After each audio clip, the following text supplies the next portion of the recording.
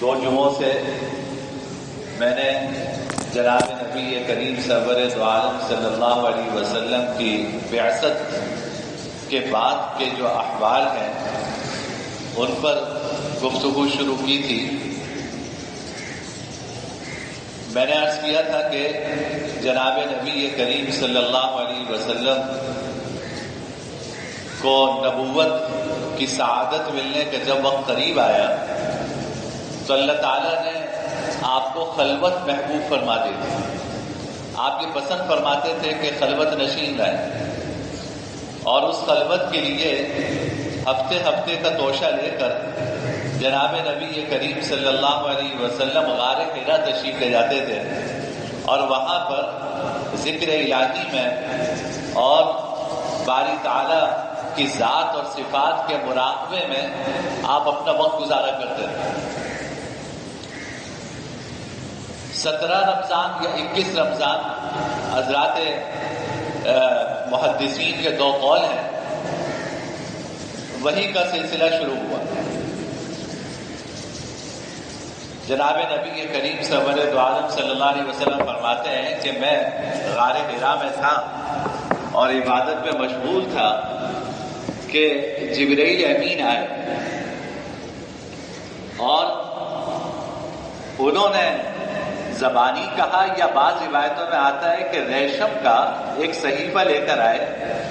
ریشم کا ایک ٹکڑا تھا جس پہ لکھا تھا اقرأ باسم ربک الذی خلق خلق الانسان من علق اقرأ وربک الاکرم الذی علم بالقلم علم الانسان ما لم یعلم۔ اس پہ یہ آیات لکھی تھی۔ جبرائیل امین نے کہا پڑھیے اقرأ۔ آپ نے فرمایا کہ ما انا بقاری، میں پڑھا ہوا نہیں ہوں۔ ما انا بقاری، میں پڑھا ہوا نہیں ہوں، میں کیسے پڑھ سکتا ہوں یہ لکھی ہوئی تحریر؟ تو جبرائیل امین نے جناب نبی کریم صلی اللہ علیہ وسلم کو اپنے سینے سے لگا کر زور سے بھیجا، زور سے دبایا، پھر چھوڑا، پھر فرمایا کہ اقرأ۔ آپ نے فرمایا ما انا بقاری، میں پڑھا ہوا نہیں ہوں، پھر زور سے بھیجا سینے سے لگا کر، پھر چھوڑ دیا، پھر فرمایا کہ اقرأ۔ آپ نے فرمایا ما انا بقاری، میں پڑھا ہوا نہیں ہوں، پھر تیسری مرتبہ زور سے دبایا اور پھر چھوڑا، اور پھر کہا اقرأ۔ آپ بے ساختہ پڑھنے لگے۔ یہ سورہ علق کی ابتدائی آیات وحی کی صورت میں نازل ہوئی۔ یہ سب سے پہلی وحی ہے جو جناب نبی کریم صلی اللہ علیہ وسلم پہ نازل ہے، اور دیکھیں اس میں اشارہ اس طرف ہے اقرأ باسم ربک الذی خلق، اس ذات کے نام کی برکت سے پڑھیے جس نے سب کو پیدا کیا۔ یعنی اشارہ اس بات کی طرف ہے کہ آپ تو امی ہیں، آپ پڑھے لکھے نہیں ہیں، لیکن آپ ہم سے مدد مانگیے تو آپ کے امی ہونے سے کیا فرق پڑتا ہے؟ ہم امی کو بھی پڑھا سکتے ہیں، ہم امی کو بھی پڑھا سکتے ہیں۔ اقرأ باسم ربک الذی خلق، اس رب کے نام سے پڑھیے، اس رب کے نام کی مدد لے کے پڑھیے جس نے ساری انسانیت کو پیدا کیا، ساری کائنات کو پیدا کیا۔ تو بس پڑھنا شروع کر دی۔ یہ پہلی وحی تھی جو جناب نبی کریم سرور دو عالم صلی اللہ علیہ وسلم پہ نازل ہوئی، اور علماء نے لکھا کہ یہ جو جبرائیل امین نے دبایا سینے سے لگا کر، در حقیقت جبرائیل امین نے سینے سے لگا کر اپنی ملکوتیت آپ کی بشریت میں اتاری۔ جبرائیل امین کا فرشتے تھے اور عالم ناسوت سے تعلق، عالم ملکوت سے تعلق رکھتے تھے۔ جناب نبی کریم سرور دو عالم صلی اللہ علیہ وسلم بشر اور انسان تھے، اور اس عالم ناسوت سے تعلق رکھتے تھے۔ تو ایک آسمان کا رہنے والا، ایک زمین کا رہنے والا، دونوں کے درمیان کیا مناسبت؟ تو جبرائیل امین نے سینے سے لگا کر وہ مناسبت پیدا کی، جس کو کہتے ہیں نا کہ دونوں کی فریکوینسی میچ نہیں کر رہی تھی، تو سینے سے لگا کر یہ کنیکشن جوڑا، اور عالم ملکوت سے جو وحی الہی لے کر آئے تھے جناب نبی کریم صلی اللہ علیہ وسلم اس قابل ہوئے کہ آپ پر وہ آیات پڑھنے لگے۔ یہ پہلی وحی نازل ہوئی اور جبرائیل امین چلے گئے، تو آپ صلی اللہ علیہ وسلم پر اس واقعے کا اتنا رعب اور اتنی ہیبت طاری ہوئی کہ آپ فرماتے ہیں کہ مجھے اپنی جان کا خوف تھا کہ پتہ نہیں میں اب زندہ رہوں گا یا مر جاؤں گا۔ یہ کیا ہوا؟ آپ کو تھوڑی پتہ تھا کہ اس طرح وحی آئے گی اور اللہ مجھے اپنا رسول بنائیں گے۔ رسول کو رسول بننے سے پہلے پتہ نہیں ہوتا کہ میں اللہ کا رسول بنوں۔ بعض لوگ تو کہتے ہیں نا کہ میں پیدائشی طور پہ ولی ہوں اور مجھے پتہ ہے میں اللہ کا ولی ہوں، تو آپ کو پتا ہوگا آپ اللہ کے ولی ہیں۔ اللہ کے رسول کو جب تک وحی نہیں آتی یہ نہیں پتا ہوتا کہ میں اللہ کا رسول ہوں۔ تو حضور اکرم سرور دو عالم صلی اللہ علیہ وسلم کے لیے واقعہ بڑا عجیب تھا اور ہیبت ناک تھا، اور جو قرآن کریم کی آیات نازل ہوئی ان کا اپنا رعب اور اپنی ان کی خشیت تھی۔ آپ جلدی سے حضرت خدیجہ کے پاس تشریف لائے، اپنے گھر تشریف لائے، اور حضرت خدیجہ سے آ کے کہا زملونی زملونی، مجھے چادر اڑا دو، چادر اڑا دو، مجھے بخار ہو رہا۔ انہوں نے چادر اڑا دی۔ پھر حضرت خدیجہ نے پوچھا کیا بات ہوئی، کیا ماجرا ہوا؟ تو جناب نبی کریم صلی اللہ علیہ وسلم نے فرمایا کہ اس طرح کا واقعہ پیش آیا۔ حضرت خدیجہ اللہ نے آپ کی شکل میں جناب نبی کریم صلی اللہ علیہ وسلم کو دنیا میں ایک فرشتہ عطا فرما دیا، ایسی سمجھدار بیوی عطا فرمائی تھی کہ وہ آپ کے لیے تسلی کا سامان تھی۔ حضرت خدیجہ نے سر پہ ہاتھ رکھا، کہا کہ گھبرانے کی بات نہیں، آپ پریشان نہ ہو، واللہ لا یخزیک اللہ ابدا، خدا کی قسم اللہ آپ کو کبھی رسوا نہیں کرے، خدا کی قسم اللہ آپ کو کبھی رسوا نہیں کریں گے۔ کیوں رسوا نہیں کریں گے؟ حضرت حالانکہ دیکھو اس وقت نہ ابھی کوئی کائنات پہ کوئی شخص آپ پر ایمان نہیں لایا تھا، اس وقت نہ نماز، نہ روزہ، نہ زکات، نہ حج، کوئی چیز نازل نہیں ہوئی تھی۔ حضرت خدیجہ نے فرمایا اللہ آپ کو کبھی رسوا نہیں کریں گے، انک لتصل الرحم وتصدق الحدیث، آپ صلہ رحمی کرتے ہیں، رشتہ داروں کے ساتھ صلہ رحمی کرتے ہیں، ان کا خیال کرتے ہیں، ان کی خوشی غمی میں شریک ہوتے ہیں، وتصدق الحدیث، اور آپ ہمیشہ سچی بات کرتے ہیں، وتحمل الکل، اور آپ لوگوں کا بوجھ اپنے اوپر اٹھاتے ہیں، کوئی مقروض ہے اس کا قرضہ اتار دیتے ہیں، کسی پہ کوئی تاوان ہے اس کا تاوان ادا کر دیتے ہیں، وتکسب المعدوم، جو بیچارے بے روزگار ہیں آپ ان کو روزگار پر لگاتے ہیں، وتصدق الحدیث وتحمل الکل وتکسب المعدوم، جو بے روزگار ہے آپ ان کو کاموں پہ لگاتے ہیں، وتعین علی نوائب الحق، اور جو آسمانی آفتیں اور مصیبتیں آتی ہیں آپ ان میں لوگوں کی مدد کرتے ہیں۔ تو جس شخص میں یہ اوصاف پائے جائیں ایسے شخص کو اللہ کبھی رسوا نہیں کرتا۔ دیکھو بھائی اللہ کی مدد لینے کا آج بھی یہی طریقہ ہے، نماز پڑھنا، روزہ رکھنا، زکوٰۃ ادا کرنا، حج کرنا، یہ اپنی جگہ اب فرض ہے، فرض عین ہے، نہیں کرو گے تو پوچھا جائے گا، لیکن اللہ کی مدد کو ساتھ لینے کا طریقہ آج بھی یہی ہے کہ یہ نسخے استعمال کرو جو حضرت خدیجہ نے بتائے تھے، آج بھی اللہ کی مدد آئی ہے۔ مخلوق خدا کی خدمت کرو، رشتہ داروں کے ساتھ صلہ رحمی کرو، جھوٹ نہ بولو، جو بیچارے مقروض ہیں ان کا بوجھ اٹھاؤ، جو بے روزگار ہے اس کی روزگار کی فکر کرو، مہمانوں کی مہمان نوازی کرو۔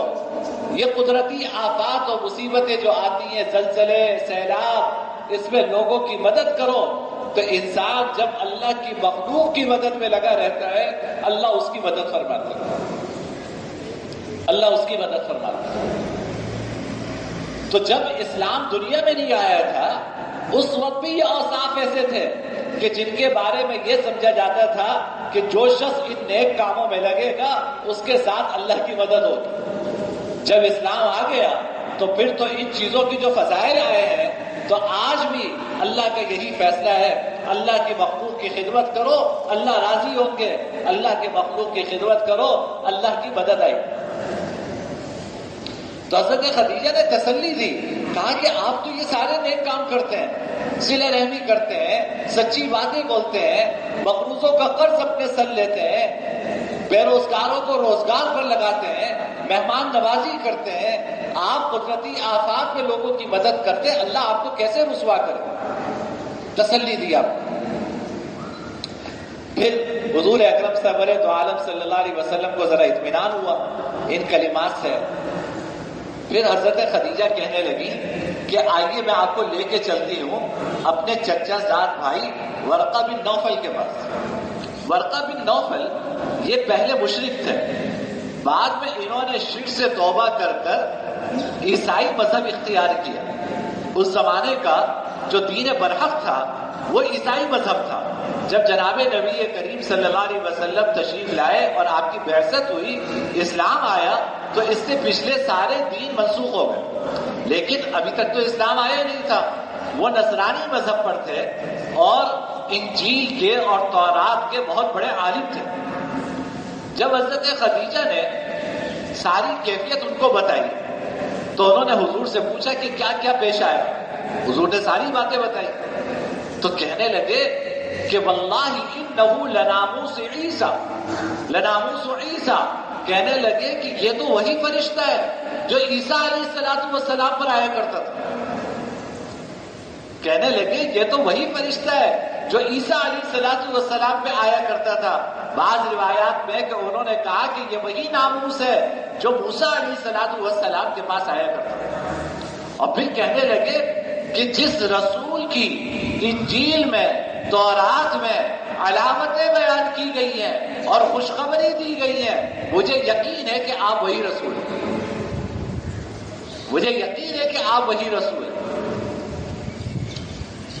پھر تسلی دینے کے بعد ورقہ کہنے لگے کہ کاش کہ میں اس وقت زندہ ہوتا اور میرے اندر طاقت اور قوت ہوتی جب آپ کی قوم آپ کی جان کے در پہ ہوگی اور آپ کو آپ کے گھر سے اور آپ کے شہر سے نکالے گا۔ تو اگر میں اس وقت زندہ ہوتا اور میرے اندر قوت ہوتی تو میں یقیناً آپ کی زبردست مدد کرتا اس وقت۔ جناب نبی کریم صلی اللہ علیہ وسلم حیران رہ گئے کہ میں تو اپنی قوم کی آنکھوں کا تارا ہوں، میری قوم مجھے صادق اور امین کہتی ہے، تو کیا ایسا وقت بھی آئے گا کہ میری قوم میری جان کی دشمن بن جائے گی اور مجھے میرے گھر اور میرے شہر مکہ مکرمہ سے نکلنے پر مجبور کیا جائے گا؟ انہوں نے کہا آپ سے پہلے بھی جتنے نبی آئے جب انہوں نے اپنی قوم کو دعوت دی تو ان کی قوم ان کی جان کی دشمن بنی، اور آپ کی قوم بھی ایسے ہی کرے گی۔ اور اگر میں اس وقت زندہ ہوتا اور طاقت ہوتی تو میں آپ کی مدد کرتا۔ بہرحال جب ورقہ بن نوفل نے بھی یہ اطمینان دلا دیا آپ کو کہ بھائی ایسے ڈرنے کی بات نہیں ہے، یہ فرشتہ ہی ہے اور یہ اللہ تعالیٰ کی طرف سے بھیجا گیا ہے، یہ کوئی شیطانی اثرات نہیں ہے، تو آپ صلی اللہ علیہ وسلم اپنے گھر تشریف لے آئے۔ لیکن وحی کا سلسلہ رک گیا، یہ پہلی وحی آئی، اس کے بعد کچھ عرصہ وحی کا سلسلہ بند رہا، لیکن جبرائیل امین کسی نہ کسی شکل میں آپ کو نظر آیا کرتے تھے، لیکن کوئی کلام نہیں فرماتے تھے، کوئی وحی لے کر نہیں آتے۔ پھر طبیعت میں پریشانی ہو جاتی کہ پتہ نہیں کیا ہوگا، میری قوم میرا کیا کرے گی۔ ورقہ نے بتا دیا تھا کہ آپ کی قوم آپ کی جان کی دشمن بنے گی اور اس طرح آپ کو گھر سے نکالے گی، آپ کو آپ کے شہر سے نکالے گی۔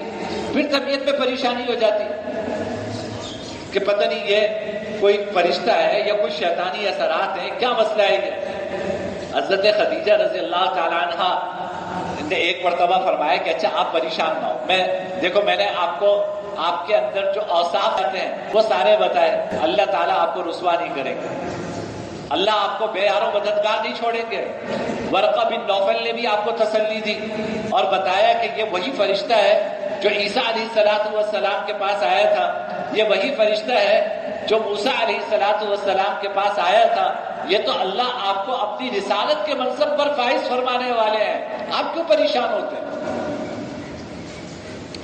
پھر پریشان ہو گئے، کچھ دن گزرے تو حضرت خدیجہ نے کہا کہ اچھا میں آپ کو ایک اور پہچان بتاتی